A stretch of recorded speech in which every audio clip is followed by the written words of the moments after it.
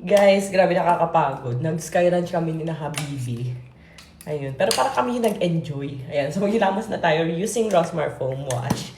Grabe, oh. Tinan nyo, parang hindi na uubos. Isang pump lang na ganyan, guys. Pang buong mukha na yan. As in. Ayan. Mild lang to, guys, ha. Kaya pwede siya kahit sa buntis at lactating.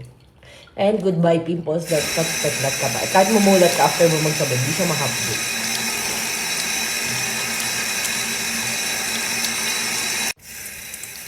Ayan. Kami nag-enjoy for the slide ang mga person. Tapos bukas may ganap ulit kami. Nag-firing din kami ni na Habibi. So, ayan. Tutulog na tayo. Magpalit na ako ng damit.